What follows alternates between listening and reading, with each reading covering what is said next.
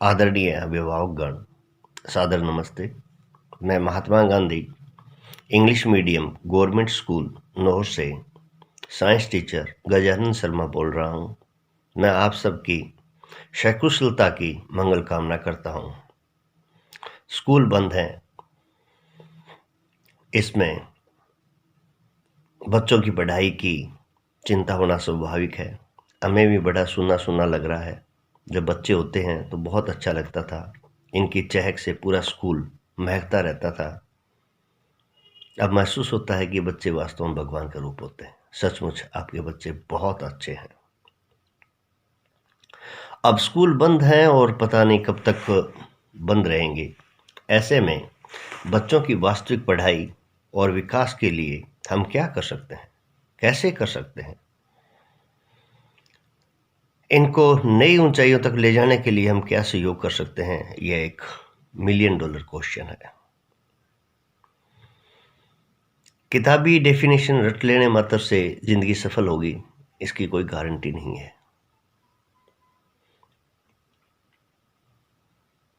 तो हम क्या करें, इस विषय में मेरे व्यक्तिगत कुछ विचार हैं, वो आपसे मैं साझा करना चाहता हूँ। पहली बात तो ये है कि आप माने कि आपके बच्चे भगवान द्वारा दिया गया सबसे कीमती तोहफा है। इतना कीमती तोहफा है कि किसी बैंक ने इनके लिए लॉकर नहीं बनाया। कोई पैदा नहीं हुआ जो इनकी कीमत आंक सके। ऐसा कोई इंजीनियर नहीं है जो इस संपत्ति की वैल्यू एस्टिमेट कर सके। दूसरी बात यह है कि यदि इतना कीमती तोहफा है तो इसे संभालें कैसे?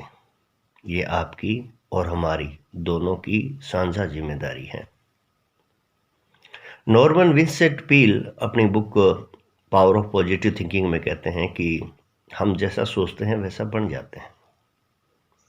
डॉक्टर जोसेफ मर्फी अपनी book power of your subconscious mind में ये बताते हैं कि जिसके बारे में जैसा हम सोचते हैं वह हमारे लिए वैसा ही बन जाता है।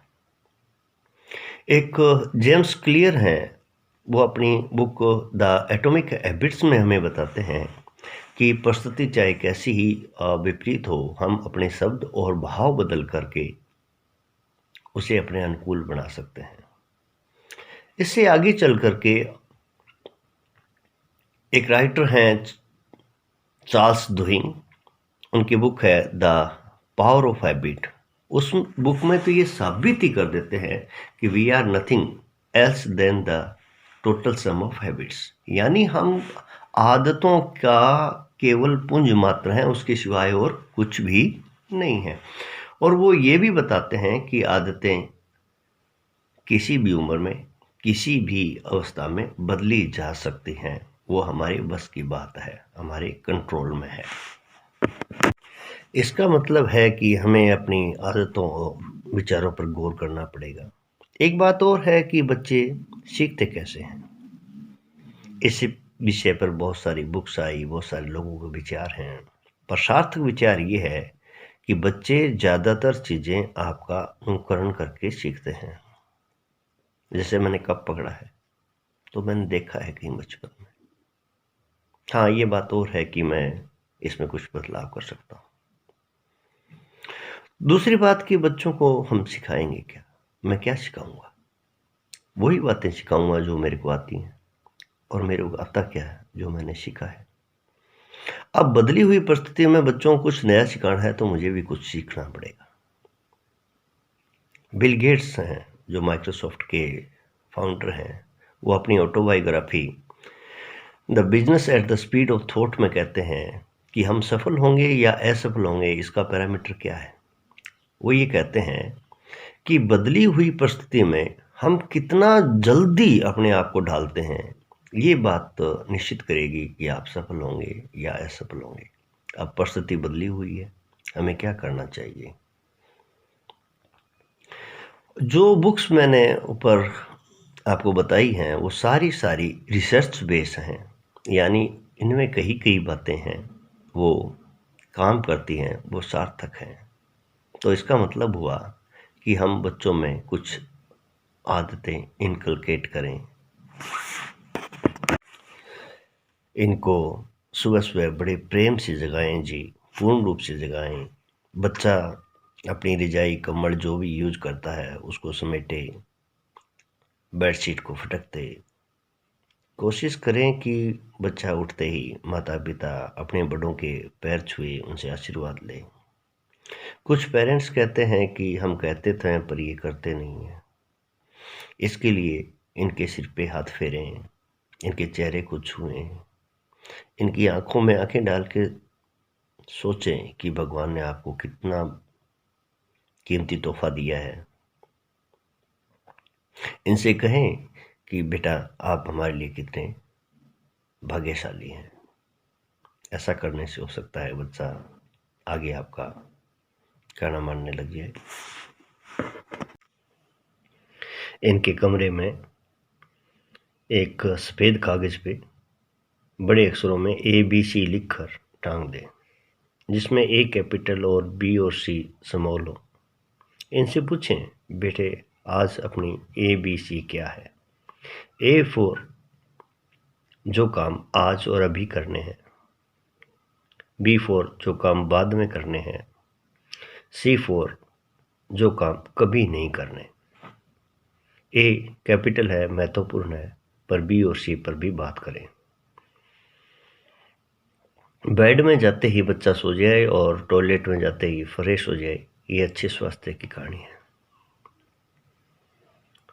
फिजिकल और मेंटल हेल्थ के लिए एक्सरसाइज ज़रूरी है। सूर्य नमस्कार है, वो कंप्लीट सेट है फिजिकल और मेंटल हेल्थ के लिए। आप भी करें, बच्चे को भी करवाएं। इनको बाहर खेलने दें, खूब उड़दम मचाने दें, गंदा हो तो होने दें, छोटी मोटी चोट लगे तो भी लगने दें। ये इनके विकास के लिए ज़रूरी है। घर में यदि कोई पालतू पशु पक्षी है तो उनको पालने दें, उनके साथ खेलने दें, उनकी केयर करने दें। ये इन बच्चों का EQ, इमोशनल क्वोशिएंट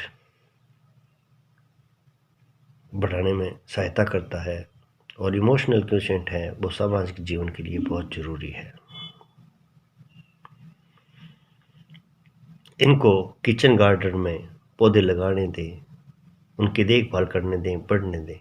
बच्चे प्रकृति से बहुत सीखते हैं। इनको रसोई में काम करने दें,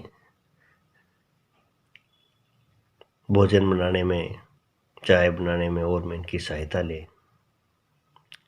कभी कभी तो इनको अपने बर्तन धोने और उनको व्यवस्थित ढंग से रखने का काम सौंपें। ये आपके परिवार के साथ लगाव में सहायता करता है। इनको दादा दादी, नाना नानी घर के बड़ों के पास बैठने दें, उनसे खूब गप्पे हाँकने दें, पर इनकी बातों को गौर से सुनें। इससे हमें इनको जानने का मौका मिलता है। इनको स्कूल के बारे में पूछिए कि स्कूल में इनको क्या अच्छा लगता है और वो अच्छा क्यों लगता है। बुरा लगता है तो वो बुरा क्यों लगता है, इसको ठीक कैसे किया जा सकता है। इनको सिलेबस के अलावा कुछ कहानियों की, कुछ कलरफुल, कुछ सेल्फ मोटिवेशन किताबें पढ़ने दें, जिनसे इनका विजन वाइड होता है। इनसे पूछिए कि आप क्या बनना चाहते हैं, क्यों बनना चाहते हैं, कैसे बना जाता है, क्या करना पड़ता है, यदि नहीं बने तो क्या हो जाएगा। हालांकि इनके विचार में अभी स्टेबिलिटी नहीं आएगी। ये कभी लीडर बनेंगे, कभी एक्टर बनेंगे, कभी डॉक्टर बनेंगे, कभी इंजीनियर बनेंगे, कभी किसान बनेंगे, कभी फौजी बनेंगे। पर इन प्रश्नों से इनके दिमाग में एक प्रश्न कर जाएगा जो आगे के विकास के लिए सहायक होगा। पर इसमें इनको वास्तविकता बताएं, झूठी तसल्ली ना दें। इनको अपने परिवार के इतिहास के बारे में बताएं। आज जिस स्थिति में आप हैं उसके लिए क्या क्या संघर्ष करना पड़ा, आपको बचपन में क्या क्या करना पड़ता था, आपका बचपन कैसे बीता, इन बातों की जानकारी दें। हाँ, अपने बच्चों की तुलना किसी दूसरे बच्चों से ना करें। आप जानते हैं कि बंदर जितनी आसानी से पेड़ पर चढ़ सकता है उतनी आसानी से हाथी नहीं चढ़ सकता, परंतु वो पूरे पेड़ को अपने पैरों के नीचे ला सकता है। हर बच्चे का फिंगरप्रिंट है, यूनिक है। इसका मतलब उसमें क्षमता भी अद्भुत है। इनकी सोच और विचारों पर ज़रूर ध्यान दें। ये किस बात को कैसे सोचते हैं। डेविड सोर्ड्स हैं, वो अपनी book the magic of thinking big में हमारा दिमाग कैसे काम करता है इस विषय पर बहुत अच्छा उदाहरण देते हैं।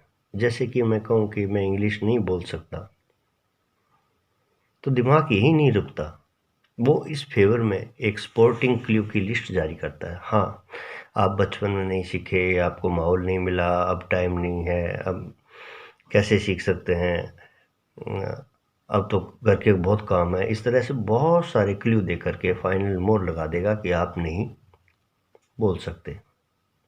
यदि इसी प्रश्न को दिमाग में दूसरे तरीके से दिया जाए कि मैं इंग्लिश कैसे बोल सकता हूँ, तो फिर दिमाग एक स्पोर्टिंग क्लू की लिस्ट जारी करेगा कि हाँ, अब आप अपने दोस्तों के साथ सीख सकते हो, अपने बच्चों के साथ सीख सकते हो, आप अकेले में बोल सके सीख सकते हो, आप इंटरनेट पे सीख सकते हो। यूँ करके लंबी चौड़ी लिस्ट जारी करके कह देगा हाँ, आप सीख सकते हो। तो इन बच्चों के जो नहीं वाले प्रश्न हैं उनको आप कैसे में बदलें, तो ये बच्चे काम करने के तरीके ढूंढने लग जाएंगे। अब रही बात पढ़ाई की। पढ़ाई के लिए एक आप नियमित और एक निश्चित जगह तय कर लें और इनको पढ़ने में आप सहायता करें। इनको ऐसे पढ़ाएं जैसे वो टीचर हो और आप बहुत सारी चीज़ सीखना चाहते हैं। इनसे बार बार प्रश्न पूछें। एक प्रोफेशनल टीचर के लिए तो बच्चे को जानने के लिए बहुत सारे टूल्स होते हैं। उसके पास इंडिकेटर है, उसके पास चेक लिस्ट है, लर्निंग आउटकम्स हैं और बहुत तरह के असेसमेंट हैं, पीपीटी है, पोर्टफोलियो है और एक्शन रिसर्च है, केस स्टडी है। पर ये चीज़ें आपके पास अवेलेबल नहीं हैं। पहले तो आप ये जानें कि आपका बच्चा ज़्यादा कैसे सीखता है, उस पर ध्यान दें। मोटा मोटा मैं आपको बता दूं कि हम बच्चों को 3 तरह से कैटेगराइज करते हैं कि कुछ बच्चे ऑडिटरी लर्नर होते हैं, कुछ बच्चे विजुअल लर्नर होते हैं, कुछ बच्चे काइनेस्थेटिक लर्नर होते हैं। लगभग 30% बच्चे ऑडिटरी लर्नर होते हैं। इनको सुनकर बातें ज़्यादा याद रहती हैं। ये बच्चे लेक्चर और कहानी सुनकर एक बार में याद कर लेते हैं। इन बच्चों को बोल के पढ़ना अच्छा लगता है। कई बार तो ये बहुत ज़ोर-ज़ोर से बोलते हैं।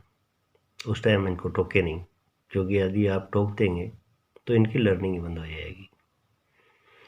ये बच्चे फ़ोन नंबर और नाम अनायास याद रख लेते हैं। कभी-कभी तो ये फ़ोन पर की गई बात आपको यूँ की यूँ सुना देंगे। इन बच्चों को आरती मंत्र जो घर में बोले जाते हैं वो याद हो जाते हैं। पढ़ते समय इनकी नज़र है वो इधर-उधर घूमती रहती है। टीचर को लगता है कि बच्चा ध्यान नहीं दे रहा, पर वो ध्यान से सुन रहा होता है। तो ऐसे बच्चों को हमें ज़्यादा से ज़्यादा सुनने का मौका देना चाहिए। इन बच्चों की लैंग्वेज है वो अच्छी होती है क्योंकि काफ़ी सुनते हैं। दूसरे विजुअल लर्नर होते हैं। लगभग 80% हैं बच्चे वो विजुअल लर्नर होते हैं। जब ये क्लास में होते हैं तो आगे ही आगे बैठेंगे। इनकी नज़र है बड़ी फिक्स रहेगी और कभी-कभी तो बस नज़र के साथ मुँह भी खुला रह जाता है। टीचर को भी अच्छा लगता है कि बच्चा बहुत ध्यान दे रहा है। ये बच्चे घर में पड़ी हुई चीज़ कोई भी कहाँ है, उसको यूँ ही बता देते हैं। इनकी इमेजिनेशन पावर है वो बहुत अच्छी होती है। और ये पिक्चर है, डायग्राम है, चार्ट है, ग्राफ है, इनकी डिटेल है वो समझ जाते हैं। तो इन बच्चों को ज़्यादा से ज़्यादा कलरफुल है। जब पढ़ेंगे तो ये टेक्स्ट को हाईलाइट कर लेते हैं। तो इन बच्चों को ऐसा मौका ज़्यादा से ज़्यादा देना चाहिए। तीसरे प्रकार के काइनेस्थेटिक लर्नर है और ऐसे लगता है कि जैसे बच्चा पढ़ाई में ध्यान ही नहीं दे रहा। वास्तव में उसकी स्पोर्ट्स पर्सन होते हैं ये और ये कभी शांति से पढ़ ही नहीं सकते। जब भी पढ़ेंगे पेंसिल घुमाते रहेंगे, पेन घुमाते रहेंगे, बालों में हाथ फेरते रहेंगे या हाथ पैर हिलाते रहेंगे। तो इनको टोके नहीं उस टाइम, क्योंकि यदि हम बीच में रोक देंगे तो इनकी लर्निंग बंद हो जाएगी। ये बच्चे घूम फिर के पढ़ना पसंद करेंगे, ये कोई काम एक्टिविटी करके देखेंगे, तो इनको जो एक्टिविटी वाले काम होते हैं बड़े पसंद आते हैं, और आगे ये इंजीनियर लाइन के लिए बड़े फिट होते हैं, खेल के लिए भी बड़े फिट होते हैं। तो ऐसे बच्चों को आप एक्टिविटी करने का ज़्यादा से ज़्यादा मौका दीजिए। चाहे बच्चे को हम कितना ही अच्छा पढ़ा लें, जब तक बच्चा सेल्फ रीडिंग नहीं करेगा तब तक वांछित रिजल्ट नहीं आने वाले। पढ़ना एक एक्टिव प्रोसेस है जिसमें बच्चे के हैंड, हार्ट एंड हेड तीनों काम आने चाहिए। पढ़ाई करने से पहले, पढ़ाई के दौरान और जैसे ही चैप्टर ख़त्म होता है उसके बाद दिमाग में क्या क्या प्रश्न रखने चाहिए, ये एक इम्पोर्टेंट चीज़ है। इस विषय में कई टेक्निक हैं जिसमें PQ3R या SQ3R, PQRST, OK4R, 4R मतलब 4 times R, active learning process, fast learning process and Pomodoro, ये कई टेक्निक हैं जिनके हिसाब से हम अच्छी पढ़ाई कर सकते हैं। PQ3R एक बेसिक लर्निंग या रीडिंग स्किल है जिसमें बच्चा क्या काम करता है कि जो भी चैप्टर उसको पढ़ना है पहले उसका प्रीव्यू करता है। प्रीव्यू में वो बड़ी बड़ी चीज़ें देख लेता है कि व्हाट इज़ देयर, वहाँ है क्या। उसके बाद में वो उसकी क्वेश्चन पूछता है। ये क्वेश्चन है वो इम्पोर्टेंट है, अपने दिमाग में रखता है कि why I am reading this one, should I read it, क्यों पढ़ रहा हूँ, मुझे इसको पढ़ना चाहिए नहीं पढ़ना चाहिए, कैन आई यूज इट, क्या मैं इसको यूज कर सकता हूँ कभी। और पढ़ाई के दौरान ये दिमाग में रहेंगे प्रश्न। उसके बाद में बच्चा जैसे ही बुक वो अपना सेक्शन पढ़ा है उसको बुक बंद कर देगा और जो कुछ उसने पढ़ा है उसको रिसाइट करता है, और उस दौरान दिमाग में पूछा है what I have learned it, what I have learned it, मैंने इसमें क्या सीखा है, वो करता है। उसके बाद में आखिर में नाउ एंड देन रिव्यू करता रहता है। एक टेक्निक और है PQRST, थॉमसन एंड रॉबिन्सन ने उसको डेवलप किया। उसमें प्रीव्यू सबसे पहले होता है पढ़ने से पहले, तो उसमें बच्चा उसके सेक्शन के टाइटल, सब टाइटल्स, डायग्राम देखता है and establish the general theme of the text. उस जनरल थीम क्या है, मोटा मोटा आइडिया कि इसके अंदर क्या होना चाहिए क्या नहीं होना चाहिए, ये चीज़ें। उसके बाद में क्यू है, क्यू से वो क्वेश्चन फॉर्मुलेट करता है अपने दिमाग में कि मुझे what I am I suppose to learn from this section, and वो कहता है कि what I already know about it, इसके बारे में मैं पहले से क्या जानता हूँ, and what I want to know from it, और मैं इससे क्या जानना चाहता हूँ, ये प्रश्न इंपॉर्टेंट है। And then read carefully the things at the fingerprint है, पेंसिल की सहायता से उसको पढ़ता है, और जैसे ही पढ़ता है वो उसके बाद में किताब भी बंद कर देता है और उस चैप्टर में क्या पढ़ा है उसकी वो समरी करता है। समरी करने के बाद में लास्ट है वो टी है, जिसका मतलब है कि रेडी फॉर द टीच, यानी वो इस तरीके से पढ़ लेता है कि मैं इस चैप्टर को पढ़ा सकता हूँ।